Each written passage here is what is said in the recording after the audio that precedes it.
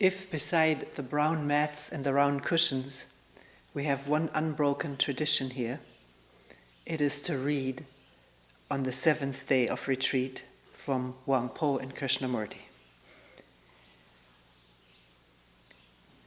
I thought people would laugh.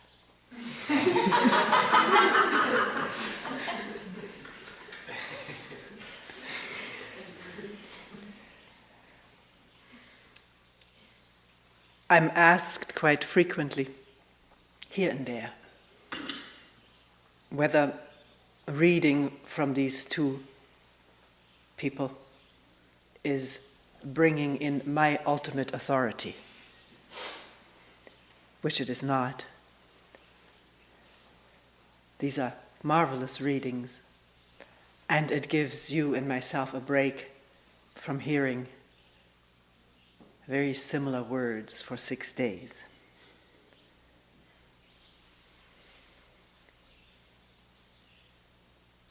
So many of us have heard these things over and over again. And as on the first day, we're asking on the last, can the listening mind be fresh to receive and look? Not humming along with what sounds familiar, but listening to it as for the first time.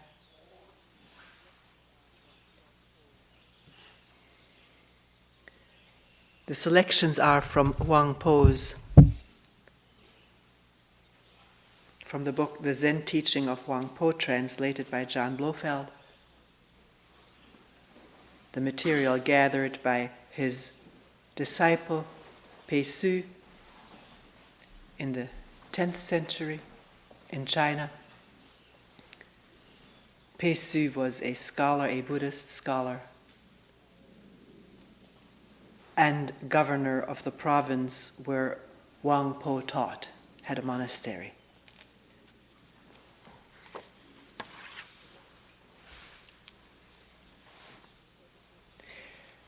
These selections are edited in that words, phrases, paragraphs have been omitted, sometimes a different word for a Sanskrit word substituted.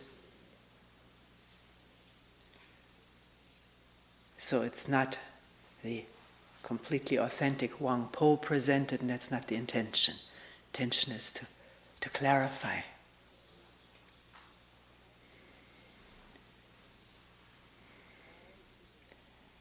The Master said to me, all the Buddhas and all sentient beings are nothing but the one mind, both are capitalized here, beside which nothing exists. This mind, which is without beginning, is unborn and indestructible. It is not green nor yellow and has neither form nor appearance.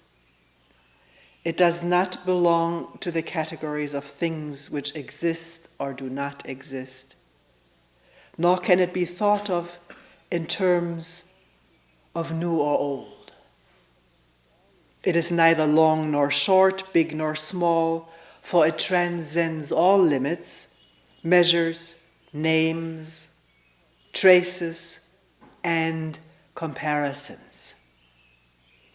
It is that which you see before you. Begin to reason about it, and you at once fall into error. It is like the boundless void which cannot be fathomed or measured. The one mind alone is the Buddha, and there's no distinction between the Buddha and sentient beings, but that sentient beings are attached to forms and so seek externally for Buddhahood. By their very seeking, they lose it. For that is using the Buddha to seek for the Buddha, and using mind to grasp mind.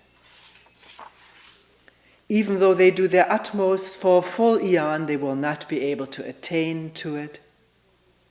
They do not know that if they put a stop to conceptual thought and forget their anxiety, the Buddha will appear before them. Because this mind is the Buddha, and the Buddha is all living beings. It is not less for being manifested in ordinary beings, nor is it greater for being manifested in the Buddhas.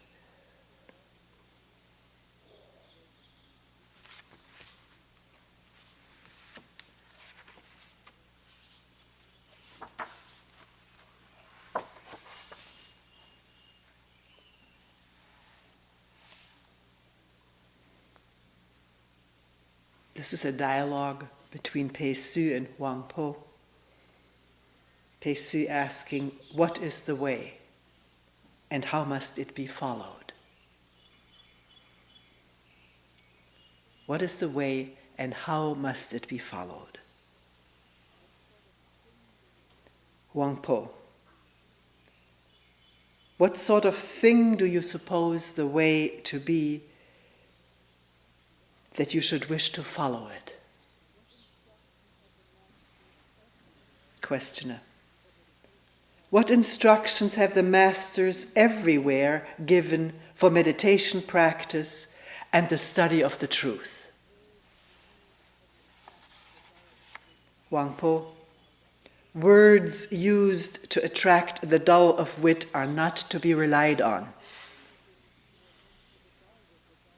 Pei Su, if those teachings were meant for the dull-witted, I have yet to hear what truth has been taught to those of really high capacity. Huang Po, if they are really people of high capacity, where could they find people to follow? If they seek from within themselves, they will find nothing tangible. How much less can they find a dharma or a teaching worthy of their attention elsewhere?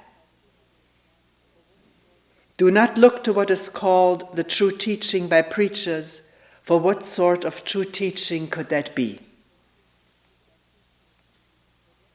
Pei Su, if that is so, should we not seek for anything at all? Huang Po, by conceding this, you would save yourself a lot of mental effort.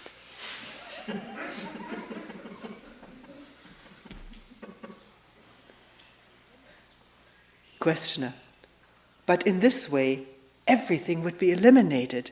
There cannot just be nothing. Huang Po, who called it nothing? Who was this fellow?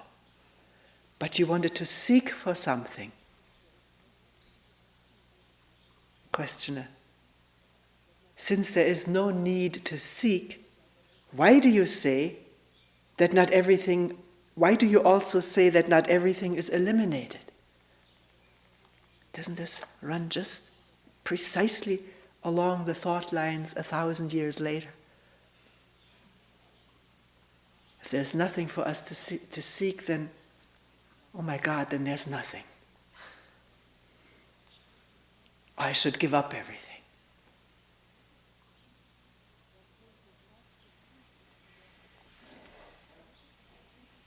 Huang Po says not to seek is to rest tranquil. Who told you to eliminate anything? Look at the void in front of your eyes. How can you produce it or eliminate it? And the void in front of your eyes is not a vacuum or a black hole or whatever the imagination projects, but it's the meadows and trees and hills, the clouds, the sky, the flowers and deer, and all the people around us. Without rejection or acceptance, without naming or reacting, just what is. How can you, he says, produce it or eliminate it?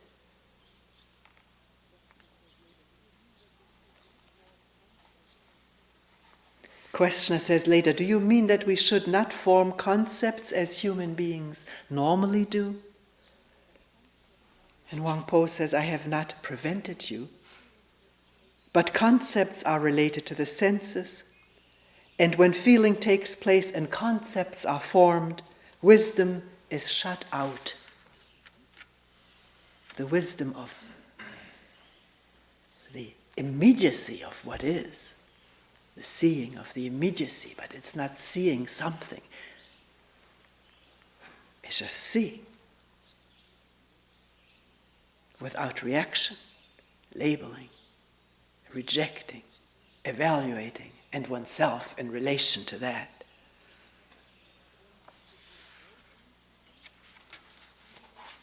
Questioner, then should we avoid any feeling in relation to the truth?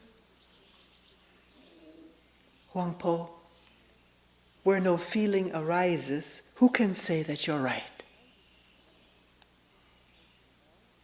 Questioner, why do you speak as though I was mistaken in all the questions I've asked your reverence?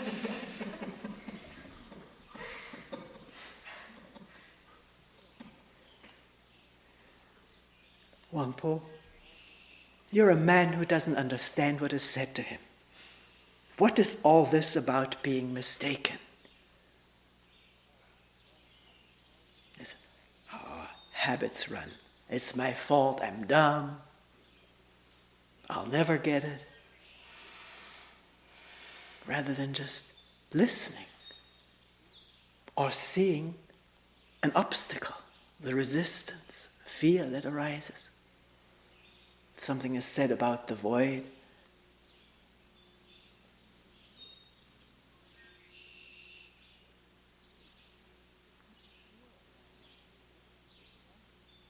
To see fear, fear arising or resistance is not to see a mistake, it's to see fear and resistance. Mistake is an evaluation, a reaction which is of no help.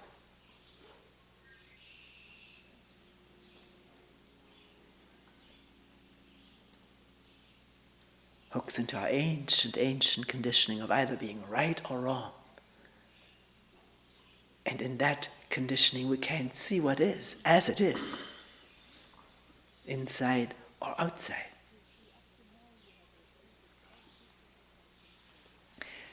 Pesu, up to now you have refuted everything which has been said. You have done nothing to point out the true Dharma or the truth to us. Huang Po, in the truth there is no confusion, but you produce confusion by such questions. What sort of true Dharma or truth can you go seeking for? Pesu, since the confusion arises from my questions, what will your reverence's answer be? Huang Po, observe things as they are and don't pay attention to other people. One can wonder about that statement, what he means by that. Why not pay attention to other people without being influenced, without having prejudice before we have even listened to them or talked to them? Why not listen? From later writings, one can infer when he says don't pay attention to other people, meaning to other teachers, propounding something that sounds attractive.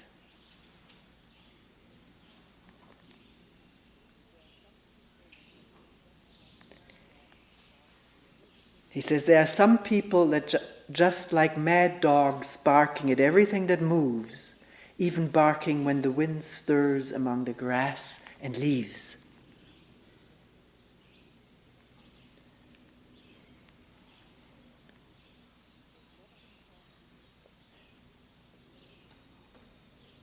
It has never been taught, he says later, that men should seek for learning or form concepts. That's say human beings. I've tried to make this language more inclusive, as all of the language here is always about men. Studying the way is just a figure of speech. It is a method of arousing people's interest. In fact, the way is not something which can be studied. Study leads to the retention of concepts, and so the way is entirely misunderstood. Moreover, the way is not something specially existing. Truly, it is not located anywhere. The first step is to refrain from knowledge-based concepts. This implies that if you were to follow any empirical method to the utmost limit, on reaching that limit, you would still be unable to locate mind. The way is spiritual truth. The way is spiritual truth, and was originally without name or title. It was only because people ignorantly sought for it, empirically, that Buddhas appeared and taught them to eradicate this method of approach. Fearing that nobody would understand, they selected the name Way. You must not allow this name to lead you into forming a mental concept of a road.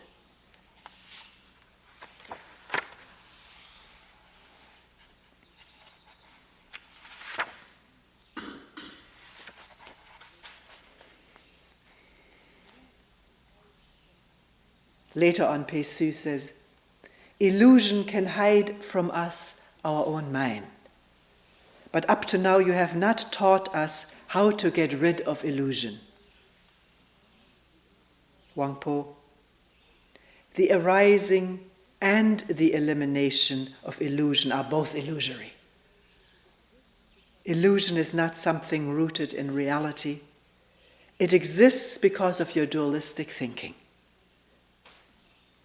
You will only cease to indulge in opposed concepts such as ordinary and enlightened. Illusion will cease of itself. And then if you still want to destroy it wherever it may be, you will find that there is not a hair's breadth left of anything on which to lay hold. This is the meaning of, quote, I will let go with both hands, and then I shall certainly discover the Buddha or the truth in my mind or in this mind. Because it doesn't belong to anybody.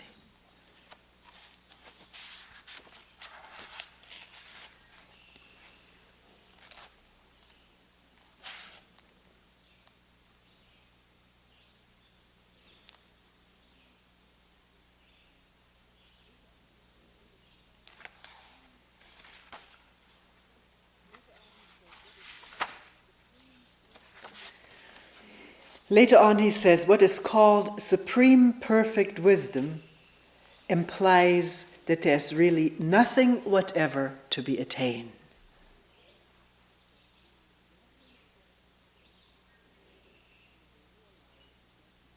If you're able to understand this, you will realize that the way of the Buddhas and the way of devils are equally wide of the mark.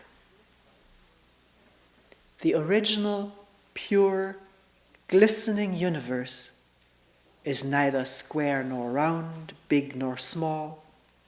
It is without any such distinctions as long or short. It is beyond attachment and activity, ignorance and enlightenment. You must see clearly that there's really nothing at all. The great chillicosms, numberless as grains of sand, are mere bubbles. All wisdom and all holiness are but streaks of lightning. None of them have the reality of mind. Mind is one. How can it lack a single hair of anything?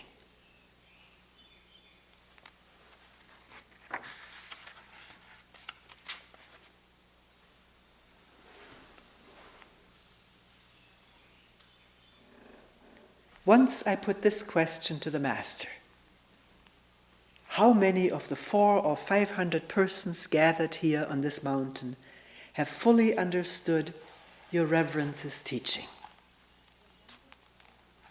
The Master answered, their number cannot be known. Why? Because this way is through mind awakening. How can it be conveyed in words? Speech only produces some effect when it falls on the uninstructed ears of children.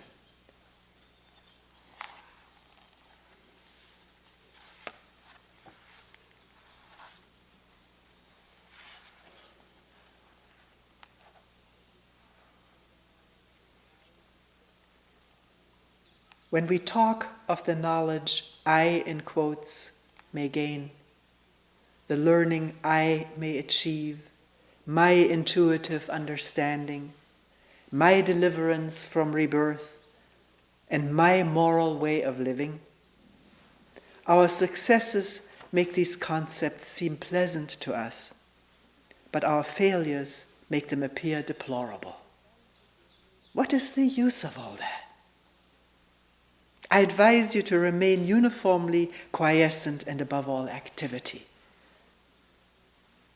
Above all activity doesn't mean not getting up in the morning and doing some work.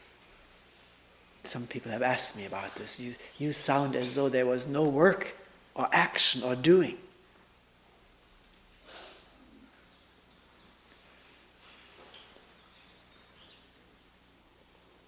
It's only during some rare 7 days in a year or twice a year that there is not much physical work to be done. And therefore we can discover something about ourselves, also in relation to work.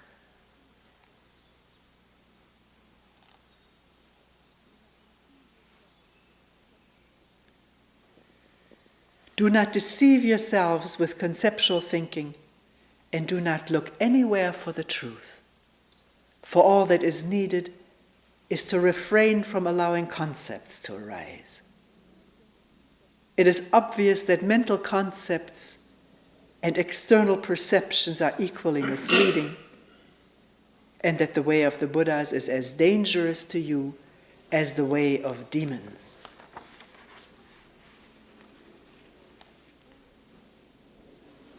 Later on, so full understanding can come to you only through an inexpressible mystery. The approach to it is called the gateway of the stillness beyond all activity.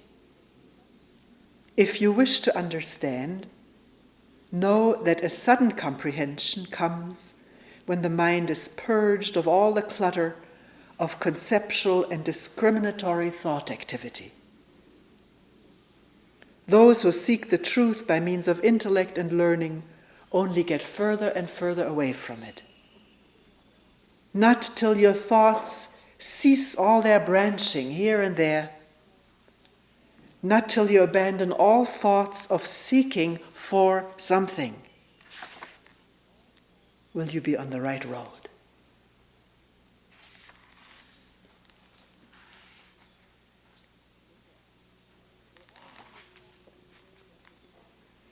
Later on, though others may talk of the way of the Buddhas as something to be reached by various pious practices and scripture study, you must have nothing to do with such ideas. A perception sudden as blinking that subject and object are one will lead to a deeply mysterious, wordless understanding. And by this understanding you will awake to the truth. When you happen upon someone who has no understanding, you must claim to know nothing. He may be delighted by his discovery of some way to enlightenment, yet if you allow yourselves to be persuaded, you will experience no delight at all, but suffer both sorrow and disappointment. What have such thoughts as this to do with the study of Zen? Even if you do obtain from him a trifling method, it will only be a thought-constructed thing having nothing to do with truth. Truth is something never lost, even in moments of delusion, nor is it gained at the moment of enlightenment. It depends on nothing and is attached to nothing. It is all-pervading, spotless beauty. It is the self-existent and uncreated absolute. Ah, it is a jewel beyond all price.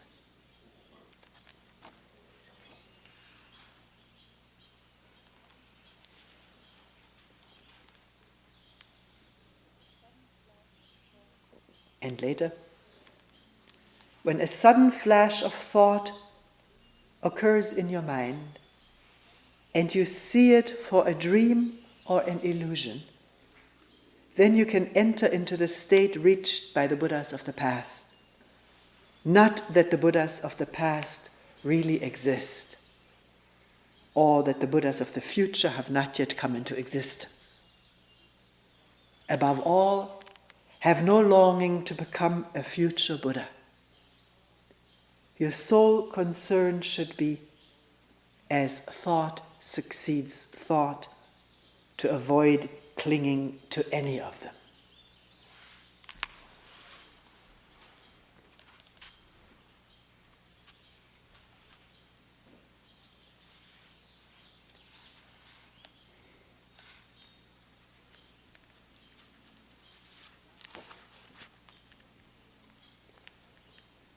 And the last selection, how can we prevent ourselves from falling into the error of making distinctions between this and that? And it's not making distinctions, obviously. A microphone is different from a table or a person or a tree. It's the unconscious, habitual naming and reacting, liking and disliking, and with that, not seeing what's really there, but being in the tape room, in the video room. Or perceiving through tinted glasses, as it were. How can we prevent ourselves from falling into the error of making distinctions or having reactions? Huang says, by realizing that though you eat the whole day through, no single grain has passed your lips. And that a day's journey has not taken you a single step forward. Also, by uniformly abstaining from such notions as self and other. Do not permit the events of your daily lives to bind you, but don't withdraw yourselves from them. Only by acting thus can you earn the title of a liberated one. Why have a title? That's where the trouble starts again. Avoid the error of thinking in terms of past, present, and future. The past has gone. The present is a fleeting moment. The future is yet to come. When you practice meditation, sit in the proper position, which definitely includes chairs and sofas.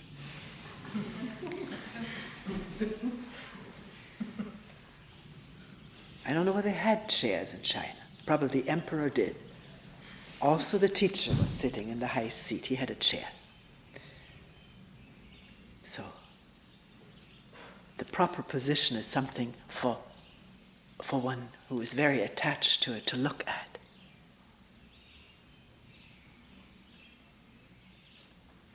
In looking at a proper position, it has a way of relaxing.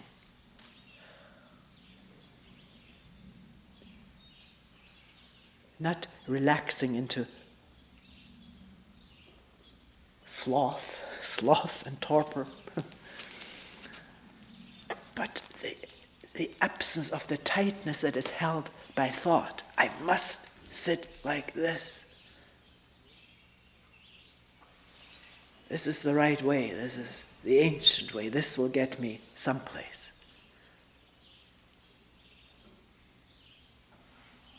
To wonder about it and experiment with it.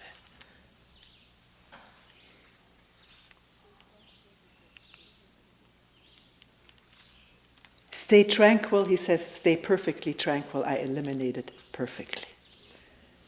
And do not permit the least movements of your minds to disturb you. There are movements of the mind, but are they disturbing? And if they are disturbing, can one see the disturbance and be with it? And not think, well, Huang Po says I shouldn't be disturbed, so I'm doing something wrong. Is it possible to see what's going on without conflict? Should or shouldn't, do or don't, which are so deeply conditioned into this body-mind. The whole body manifests our do's and don'ts. But it can be noticed, discovered, and then there can be a relaxing of ancient tensions. Somebody asked me this, why do you always talk about looking at the mind? Why do you never talk about the body? Doing something for the body, like body work, massage, and so forth. It's true I don't talk much about it, although at times I do.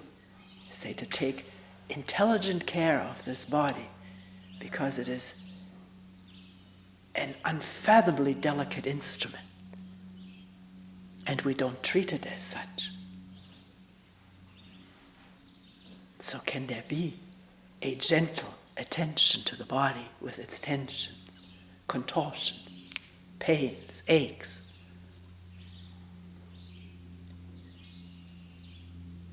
In doing something like yoga, not just I must reach my toes, because the teacher does it in such a phenomenal way and becomes the model, and I feel I must do it like that, or the fellow yogis. But one can close one's eyes so one doesn't see the other people, what they do, and be aware of what is happening throughout this body as it stretches and is about to overstretch because of the idea I must reach the ground.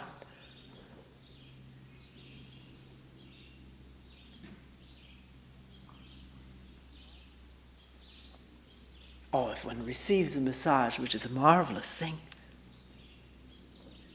I wish everyone in retreat had an opportunity for that.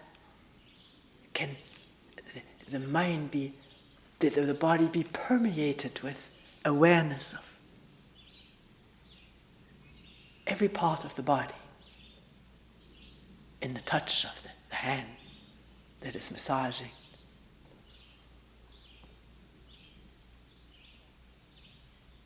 Without getting off into thought or fantasy. Just being there.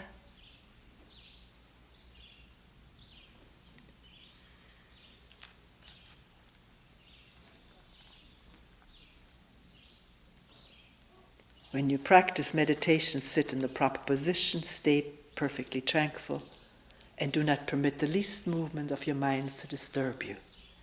This alone is what is called liberation.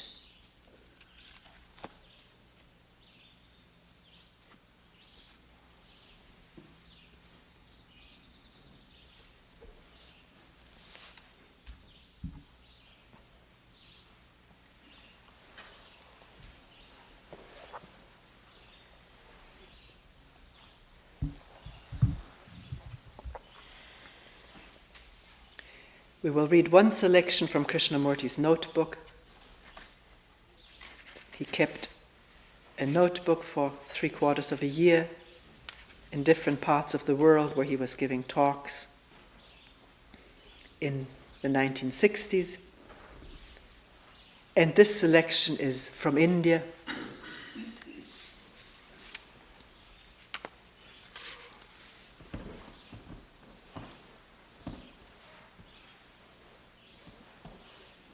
Across the river, smoke was going up in a straight column. It was a simple movement bursting into the sky. There wasn't a breath of air. There wasn't a ripple on the river, and every leaf was still. The parrots were the only noisy movement as they flashed by.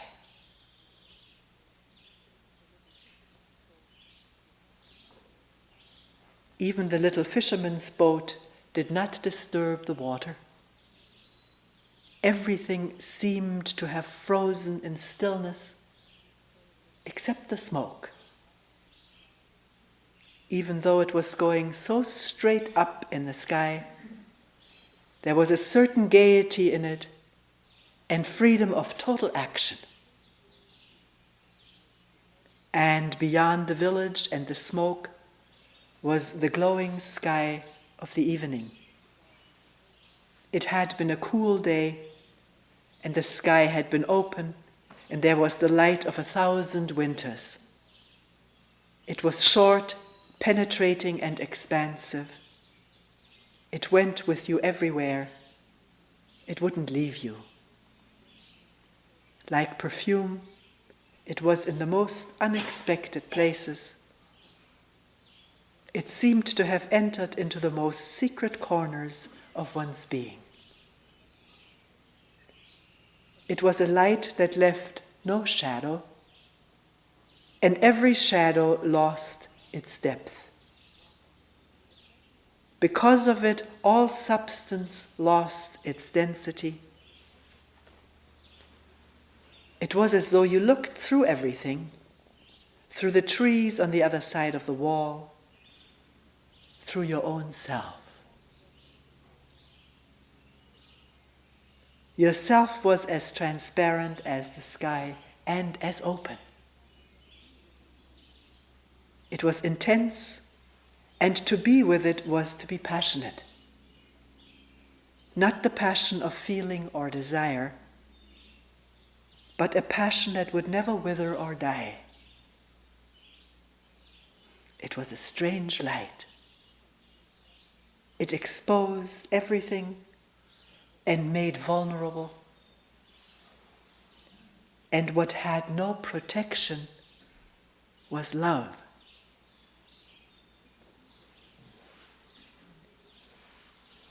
You couldn't be what you were. You were burnt out, without leaving any ashes.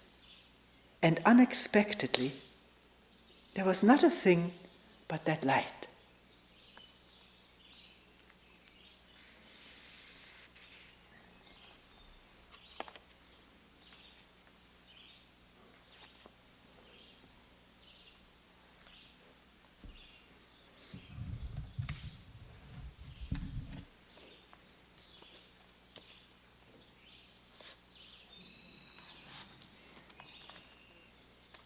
This book is called Krishnamurti to Himself, his last journal, and he spoke it into a tape recorder.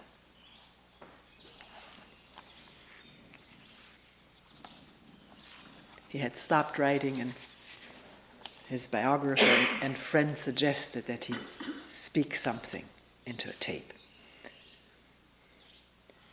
And this is April 83.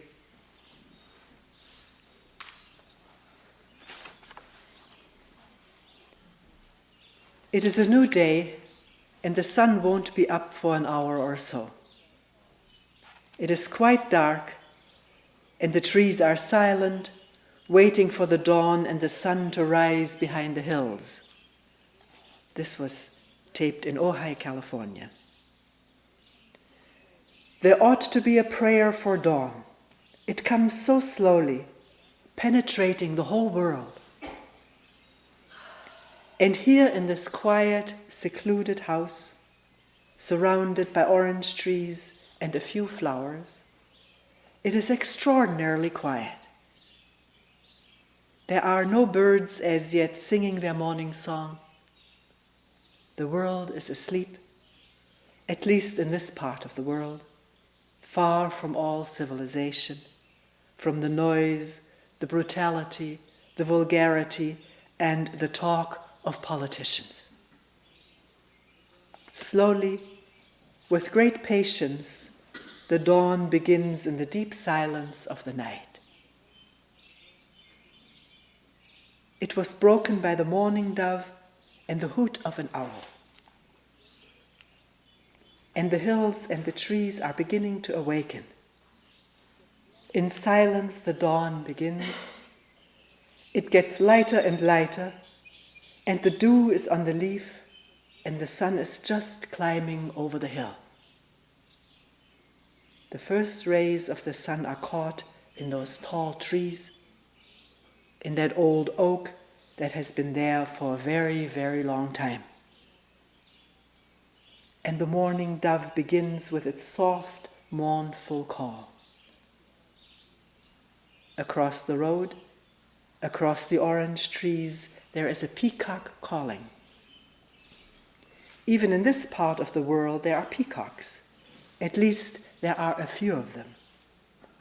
And the day has begun. It is a wonderful day. It is so new, so fresh, so alive and full of beauty. It is a new day without any past remembrances, without the call of another.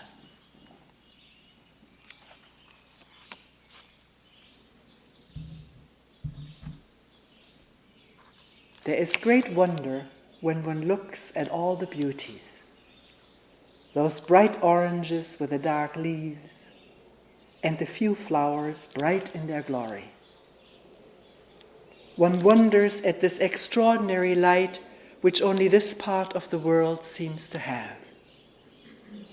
One wonders as one looks at the creation which seems to have no beginning and no end. A creation not by cunning thought, but the creation of a new morning. This morning it is as it has never been before, so bright, so clear, and the blue hills are looking down. It is the creation of a new day as it has never been before. There's a squirrel with a long bushy tail, quivering and shy in the old pepper tree, which has lost many branches. It is getting very old. It must have seen many storms, as the oak has in its old age, quiet with a great dignity. It is a new morning full of an ancient life. It has no time, no problems. It exists, and that in itself is a miracle. It is a new morning without any memory. All the past days are over, gone, and the voice of the morning dove comes across the valley, and the sun is now over the hill, covering the earth. And it too has no yesterday. The trees and the sun and the flowers have no time. It is the miracle of a new day.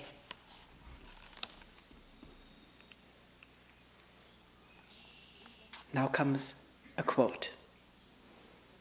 "We want continuity," said the man. "Continuity is part of our life.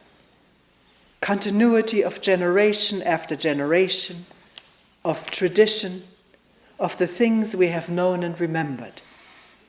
We crave continuity and we must have it. Otherwise, what are we? Continuity is in the very roots of our being.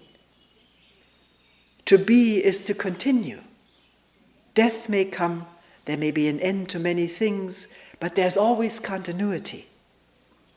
We go back to find our roots, our identity.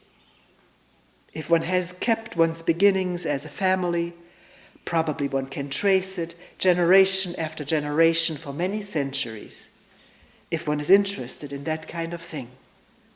The continuity of the worship of God, the continuity of ideologies, the continuity of opinions, values, judgments, conclusions. There is a continuity in all the things one has remembered. There is a continuity from the moment we are born until we die, with all the experiences, all the knowledge that man has acquired. Is that an illusion? End of quote.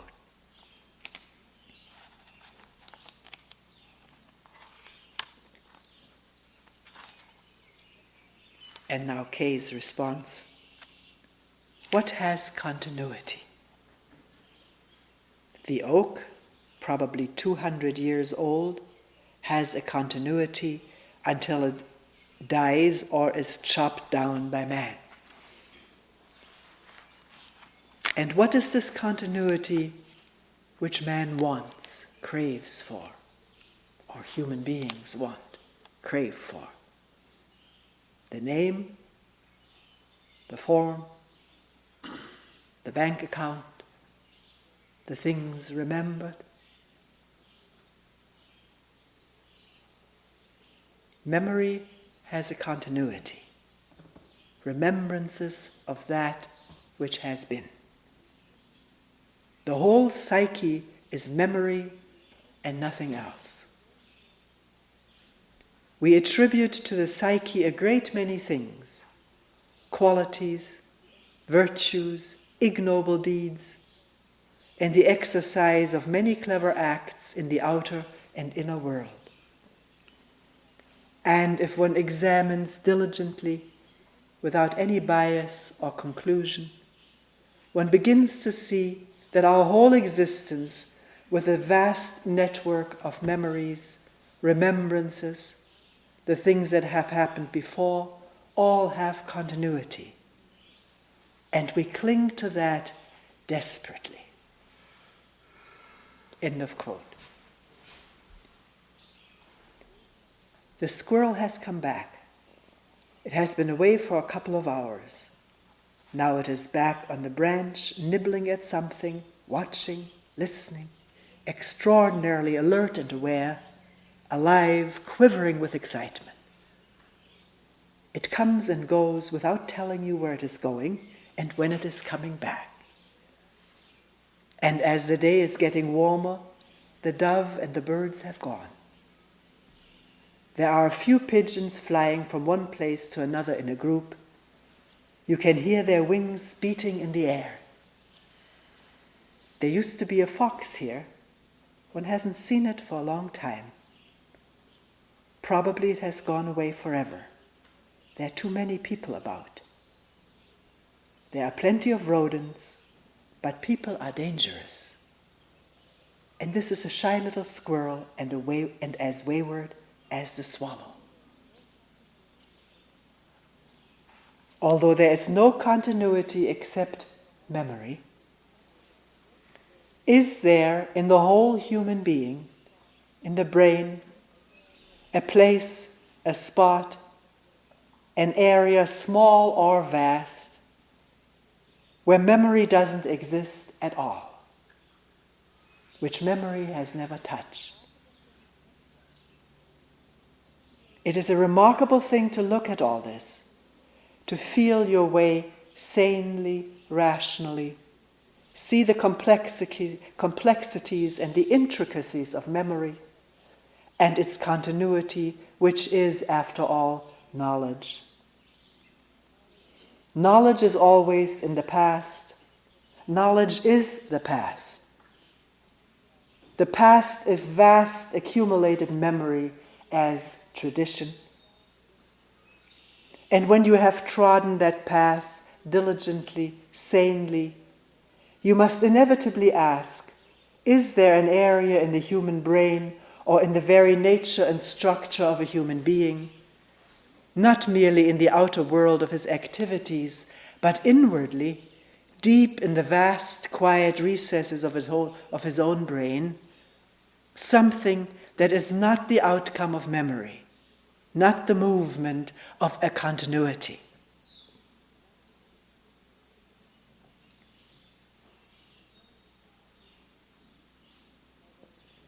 The hills and the trees, the meadows and the groves will continue as long as the earth exists, unless human beings in their cruelty and despair destroy it all. The stream, the spring from which it comes have a continuity, but one never asks whether the hills and beyond the hills have their own continuity. If there is no continuity, what is there?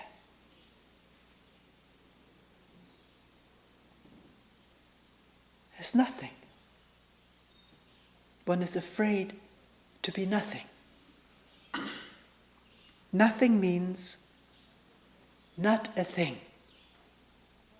Nothing put together by thought, nothing put together by memory, remembrances, nothing that you can put into words and then measure. There is most certainly, definitely, an area where the past does not cast a shadow, where time, the past or the future or the present has no meaning. We have always tried to measure with words something we don't know. What we do not know, we try to understand and give it words and make it into a continuous noise. And so we clog our brain, which is already clogged with past events, experiences, knowledge. We think knowledge is psychologically of great importance, but it is not. You can't ascend through knowledge. There must be an end to knowledge for the new to be. New is a word for something which has never been before. And that area cannot be understood or grasped by words or symbols. It is there beyond all remembrances.